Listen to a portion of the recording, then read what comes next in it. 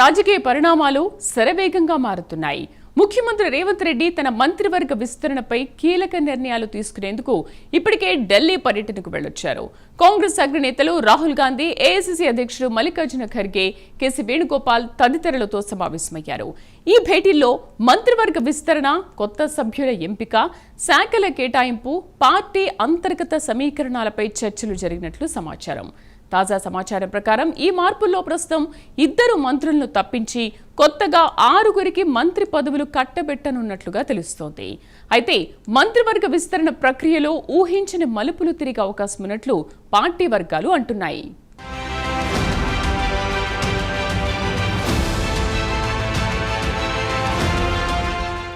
తెలంగాణ మంత్రివర్గ విస్తరణపై గత కొన్ని రోజులుగా ఊహాగానాలు వినిపిస్తున్నాయి. కాంగ్రెస్ ప్రభుత్వం 2023 డిసెంబర్లో కొలువు తీరిన తర్వాత రేవంత్ రెడ్డి ముఖ్యమంత్రిగా బాధ్యతలు తీసుకోగా ఆయనతో పాటు మరో 11 మంది మాత్రమే మంత్రులుగా బాధ్యతలు చేపట్టారు. భారత రాజ్యాంగం ప్రకారం రాష్ట్ర కేబినెట్లో మంత్రుల సంఖ్య అసెంబ్లీ సభ్యుల మొత్తం సంఖ్యలో 15% ఉండాలి. ఈ ప్రకారం తెలంగాణలో 18 మందికి మంత్రి పదవులు ఇచ్చేందుకు అవకాశం ఉంది. కానీ ప్రస్తుతం రాష్ట్ర కేబినెట్లో సీఎం రేవంత్ రెడ్డి సహా 12 మంది మాత్రమే ఉన్నారు. దీంతో ఖాళీగా ఉన్న 6 మంత్రి పదవులను ఈసారి అనౌన్స్ చేస్తారని పొలిటికల్ వర్గాల్లో జోరుగా చర్చ జరుగుతోంది.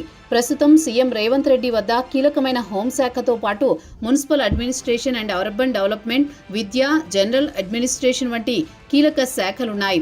సర్కారు కొలువుతీరి 1.5 గడిచినా 6 ఖాళీలను భర్తీ చేయలేదు. ఈ నేపథ్యంలో ఆయా శాఖలను కొత్త మంత్రులకు అప్పగించేందుకు సీఎం సిద్ధమైనట్లు తెలుస్తోంది.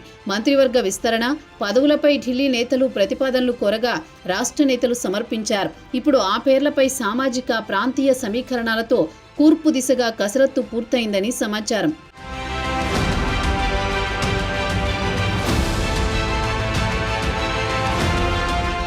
తెలంగాణలో 2023 చివరలో జరిగిన అసెంబ్లీ ఎన్నికల్లో కాంగ్రెస్ గెలిచి డిసెంబర్లో సీఎం రేవంత్ రెడ్డి, డిప్యూటీ సీఎంగా మల్లు భట్టి విక్రమార్కతో పాటు మంత్రులుగా ఉత్తమ్ కుమార్ రెడ్డి, దామోదర్ రాజనరసింహ, శ్రీధర్ బాబు, కోమటిరెడ్డి వెంకటరెడ్డి, పొన్నం ప్రభాకర్, పొంగులేటి శ్రీనివాసరెడ్డి, జూపల్లి కృష్ణారావు, కొండా సురేఖ, సీతక్క, తుమ్మల నాగేశ్వరరావు చేత గవర్నర్ ప్రమాణం చేయించారు.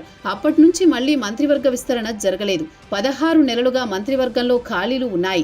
ఈ క్రమంలో రేవంత్ రెడ్డి కొత్త మంత్రుల జాబితాను ఖరారు చేసేందుకు కసరత్తు చేస్తున్నారు.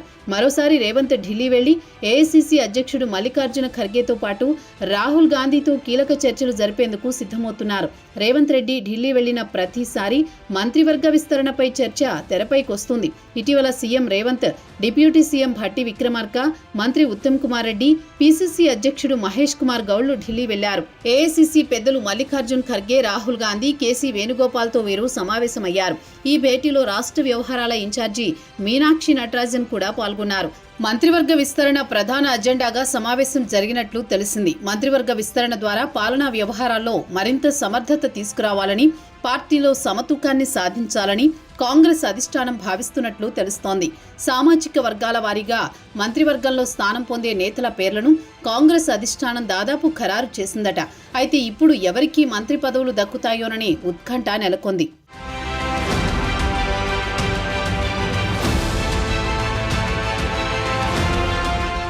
కొత్తగా మంత్రిగా ఛాన్స్ దక్కే అవకాశం ఉన్న వారిలో పలువురి పేర్లు బలంగా వినిపిస్తున్నాయి. మహబూబ్ నగర్ జిల్లా నుంచి వాకిటి శ్రీహరి, నిజామాబాద్ జిల్లా నుంచి పి సుదర్శన్ రెడ్డి, నల్గొండ జిల్లా నుంచి కోమటిరెడ్డి రాజగోపాల్ రెడ్డి, బాలునాయక్, రంగారెడ్డి జిల్లా నుంచి మల్రెడ్డి రంగారెడ్డి, టి రామ్మోహన్ రెడ్డి, ఆదిలాబాద్ జిల్లా నుంచి ప్రేమ్ సాగర్ రావు, గడ్డం వివేక్, కరీంనగర్ నుంచి ఆది శ్రీనివాస్, మైనారిటీ కోటాలో షబ్బీర్ అలీ, ఆమీర్ అలీ ఖాన్ల పేర్లు ఉన్నాయి.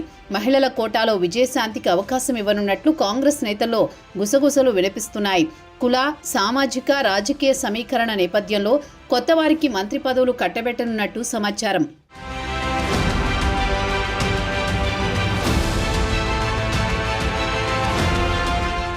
తెలంగాణలో బలమైన ముదిరాజ్ సామాజిక వర్గం నుంచి మక్తల్ ఎమ్మెల్యే శ్రీహరి ముదిరాజ్కు అవకాశం కల్పించనున్నట్లు తెలిసింది. ఆయన్ను మంత్రివర్గంలోకి తీసుకుంటామని పార్లమెంటు ఎన్నికల ప్రచారంలో సీఎం రేవంత్ హామీ ఇచ్చారు. ఈ నేపథ్యంలో ఆయనకు బెర్త్ కన్ఫర్మ్ అయినట్టు తెలిసింది.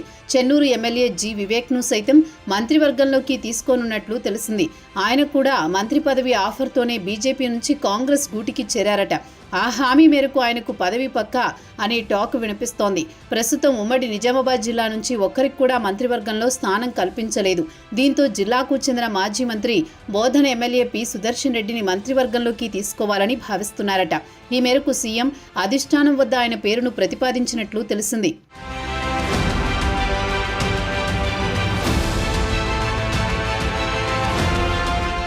ఉమ్మడి ఆదిలాబాద్ నుంచి ప్రేమ్ సాగర్ రావు మంత్రివర్గంలో చోటు కోసం తీవ్రంగా ప్రయత్నాలు చేస్తున్నారు.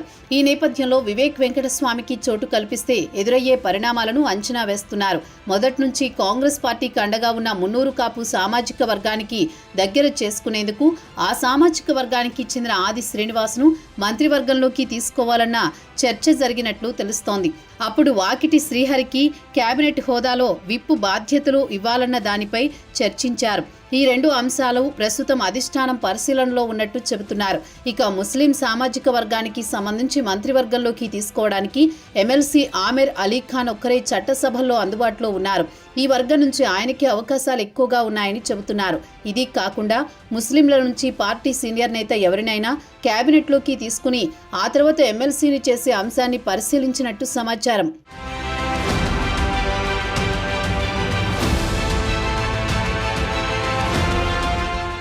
రెడ్డి సామాజిక వర్గం నుంచి ఉమ్మడి నిజామాబాద్ జిల్లాకు చెందిన సుదర్శన్ రెడ్డి పేరు దాదాపు ఖరారైనట్లు చెబుతున్నారు.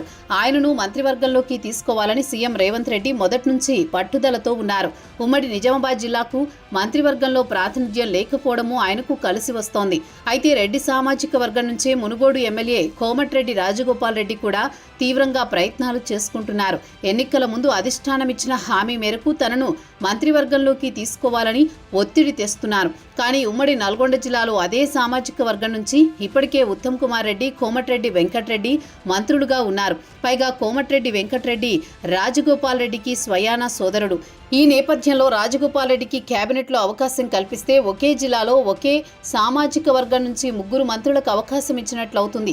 అలాగే ఒక కుటుంబం నుంచి ఇద్దరికి చోటు దక్కినట్టు అవుతుంది. ఈ నేపథ్యంలో రాజగోపాల్ రెడ్డిని మంత్రివర్గంలోకి తీసుకుంటే జరగబోయే పరిణామాలను అధిష్టానం అంచనా వేస్తున్నట్లు చెబుతున్నారు.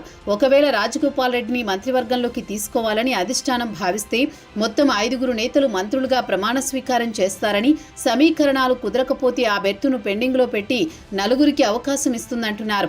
ఇక లంబాడా సామాజిక వర్గం నుంచి మంత్రివర్గంలో చోటు ఆశిస్తున్న బాలు నాయక్ డిప్యూటీ స్పీకర్ పదవి దక్కనున్నట్లు తెలుస్తోంది.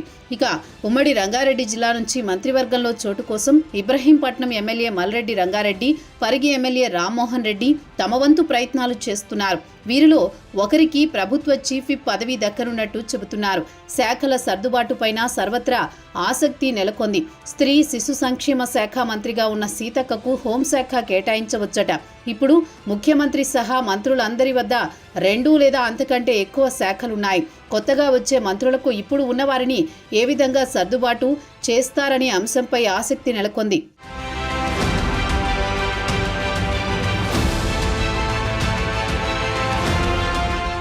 మంత్రివర్గ విస్తరణలో సామాజిక సమీకరణాలు, ఎన్నికల సమయంలో ఇచ్చిన హామీలు, ఉమ్మడి జిల్లాల వారీగా ప్రాతినిధ్యం వంటి అంశాలు ప్రాధాన్యత సంతరించుకోనున్నాయి.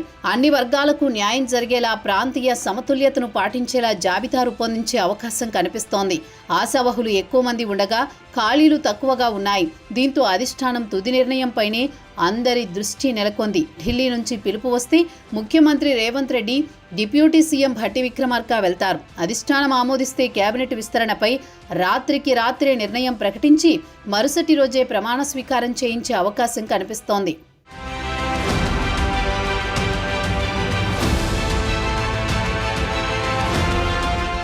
కాంగ్రెస్లో మంత్రివర్గ విస్తరణకు సమయం రానే వచ్చింది. రాష్ట్ర కేబినెట్లో 1/2 డజన్ ఖాళీలుండగా ఆశాబహులు మాత్రం డజన్లలో ఉండడంతో రాజకీయ వాతావరణం హీటెక్కిపోతోంది. అసెంబ్లీ ఎన్నికలకు ముందు నేతలకిచ్చిన ముందస్తు హామీలు, సామాజిక ప్రాంతీయ న్యాయం కోసం వస్తున్న ఒత్తిళ్ల నేపథ్యంలో కాంగ్రెస్ అధిష్టానం వాయిదా మంత్రాన్ని పాటించింది. ఇప్పటికే 1.5 ఏళ్ల పూర్తి కావస్తుండడంతో విస్తరణ శిరోభారాన్ని దించుకునేందుకు అధిష్టానం ప్రయత్నిస్తోంది. చూద్దాం ఎవరి ఆశలు ఫలిస్తాయో, ఎవరి ఆశలు అడియాసలవుతాయో.